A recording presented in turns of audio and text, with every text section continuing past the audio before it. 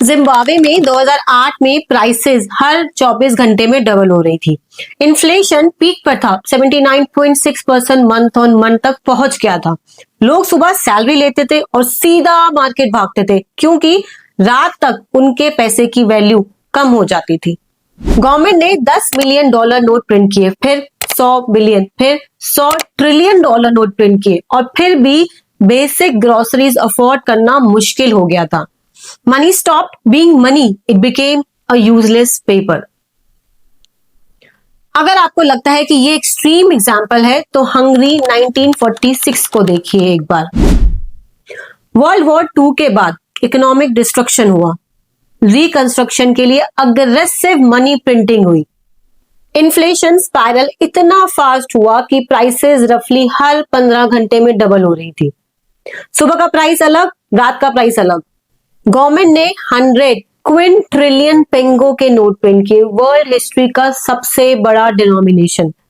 And with in months पूरी currency system scrap करना पड़ गया, न्यू करेंसी को इंट्रोड्यूस करना पड़ गया। हाइपर इन्फ्लेशन सिर्फ आपकी सेविंग्स को डिस्ट्रॉय नहीं करता, ये डिस्ट्रॉय करता है ट्रस्ट को, कॉन्ट्रैक्ट्स को, एंड बेसिकली मिडिल क्लास को। मैं ये प्रिडिक्ट बिल्कुल भी नहीं कर रही हूं कि आपकी करेंसी कोलैप्स होने वाली है या कोलैप्स हो रही है, ये पैनिक मैसेज नहीं है। इंटेलिजेंट इन्वेस्टिंग प्रिडिक्शन के बारे में नहीं होता, it is about preparation. Hope is not a strategy but preparation is. History में अप्रॉक्स 750 फिएट करेंसीज एग्जिस्ट कर चुकी हैं अब तक। बहुत सी कोलैप्स हो चुकी हैं। एवरेज लाइफ स्पैन डेकेड्स में मेजर होता है, सेंचुरीज में नहीं। लेकिन हम लोग ये अज्यूम करते हैं कि हमारे हाथ में जो करेंसी है, जो एक नोट है, वो परमानेंट है। करेंसी का परमानेंस एक इल्यूजन है। कंफर्ट सेफ फील करवा सकता है ये, लेकिन कंफर्ट सेफ्टी गारंटी नहीं करता। अब ये समझते हैं कि आखिर कोलैप्स होता कैसे है। करेंसी एक दिन में तो एक्सप्लोड नहीं करती, पहले वो डीके करती है, धीरे धीरे, क्वाइटली, फिर सडनली। सबसे पहला स्टेज होता है ओवर स्पेंडिंग। गवर्नमेंट्स वर्ल्ड भर में जितना टैक्स कलेक्ट करती हैं, उससे ज्यादा उसको स्पेंड करती हैं। अगर इनकम 100 है और स्पेंडिंग 200 है, तो गैप कैसे फिल होता है? गैप फिल होता है डेट से। बॉन्ड्स इशू होते हैं, सेंट्रल बैंक्स उन बॉन्ड्स को खरीदते हैं, मनी सप्लाई एक्सपैंड होता है। इसको आप क्वांटिटेटिव ईजिंग कहें या बोले इनडायरेक्ट प्रिंटिंग, मैकेनिज्म सेम है। सिस्टम में करेंसी यूनिट्स इंक्रीज होते हैं। जब तक ग्रोथ स्ट्रांग है, सिस्टम स्टेबल लगता है, लेकिन जब ग्रोथ स्लो हो जाए और डेट भी कंपाउंड होता जाए, इंटरेस्ट बर्डन हैवी हो जाता है। और जब इंटरेस्ट रेवेन्यू का बड़ा पोर्शन कंज्यूम करता है, तो प्रेशर बिल्ड होता है। सेकेंड स्टेज होता है डीबेसमेंट। आपको हाइपर इन्फ्लेशन की जरूरत नहीं है वेल्थ को डिस्ट्रॉय करने के लिए। इवन स्टेडी इन्फ्लेशन भी आपकी परचेजिंग पावर को कम करता रहता है, धीरे धीरे एंड क्वाइटली। अगर आपके पास 100 रुपए हैं आज, नेक्स्ट ईयर उसकी वैल्यू कम हो जाएगी। इंडिया में 5 से 6% का इन्फ्लेशन एकदम नॉर्मल माना जाता है। एक जनरेशन पहले ही डॉलर 7 से 8 रुपए था, आज 90 की रेंज में ट्रेड करता है।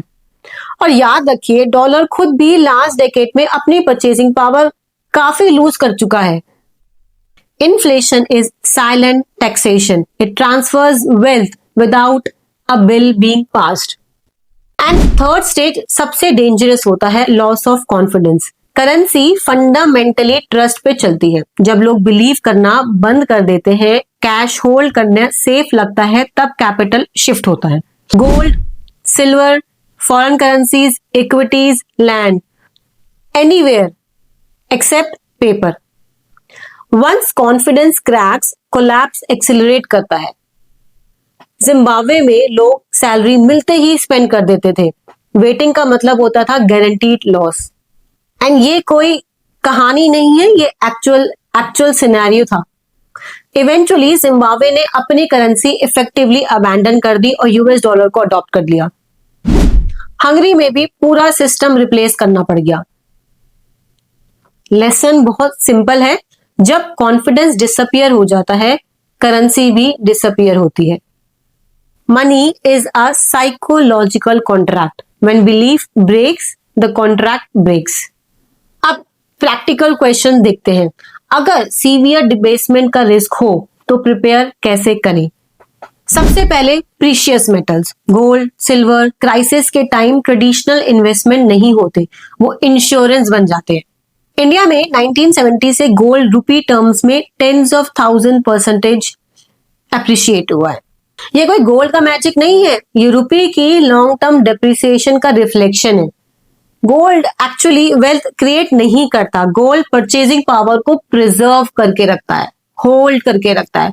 Gold is not about getting rich, it is about not getting poor.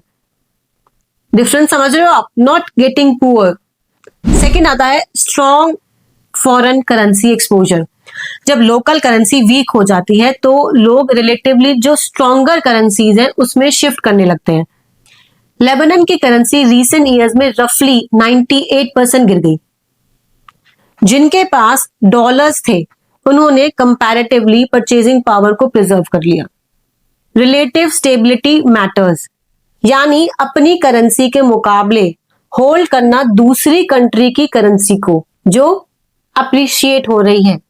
Third आता है productive equities. Businesses overnight vanish नहीं होते। फैक्ट्रीज हैं, लैंड है, प्रोडक्टिव एसेट्स इन्फ्लेशन के साथ रीप्राइस होते हैं। वेनेजुएला में करेंसी क्योस के बावजूद local stock index nominal terms में सर्ज हुआ। क्यों? क्योंकि इक्विटीज इन्फ्लेशन को एडजस्ट करने लगती है।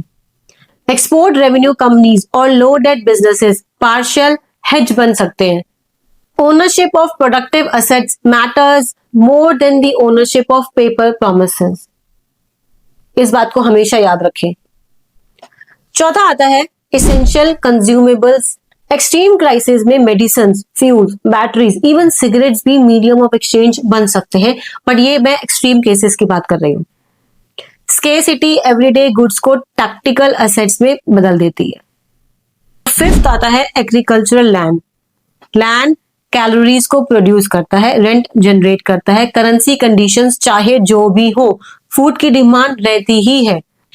आपको कुछ भी हो, कोई भी कंडीशन, कोई भी कंट्री की कंडीशन हो, कोई भी आप सिस्टम कोलैप्स हो रहा हो, बट आप खाना तो खाना छोड़ोगे नहीं। तो लैंड पोर्टेबल नहीं है और जुरिडिक्शन रिस्क होता है, पर लॉन्ग साइकिल्स में रियल वैल्यू प्रिजर्व कर सकता है। अब बात करते हैं वल्नरेबल एसेट्स की। Long term fixed income bond severe inflation में सफर करता है, क्योंकि rising interest rates bond prices को रिड्यूस करते हैं और रियल रिटर्न्स नेगेटिव हो सकते हैं। नॉमिनल स्टेबिलिटी और रियल स्टेबिलिटी अलग अलग चीजें हैं। Do not confuse nominal stability with real stability. Indian investors के लिए लेसन बहुत क्लियर है।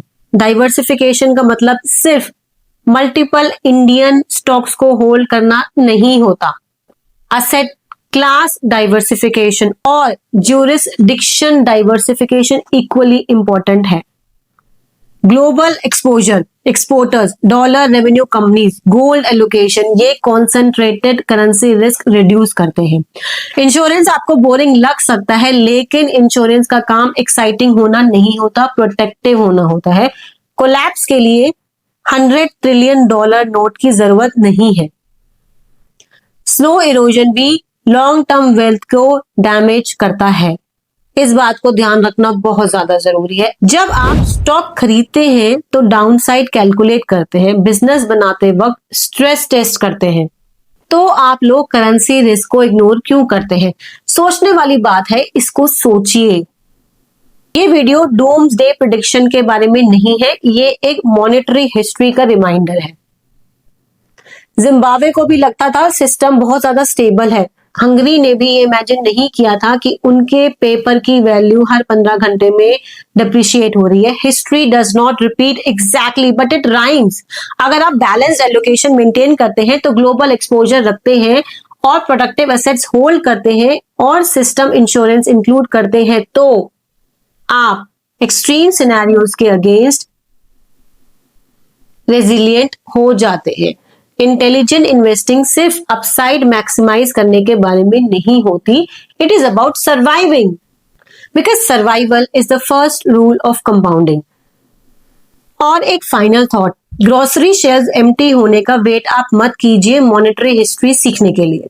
सैलरी ओवरनाइट वैल्यू लूज करे, उसका वेट आप मत कीजिए डीबेसमेंट समझने के लिए। Prepare when skies are clear, study when markets are calm and act before urgency forces you. Video अच्छी लगी हो तो लाइक कीजिए, सब्सक्राइब कीजिए एंड बेल आइकन को दबाना मत भूलिएगा। मिलते हैं नेक्स्ट वीडियो में, तब तक के लिए stay curious, stay inform, take care and bye bye.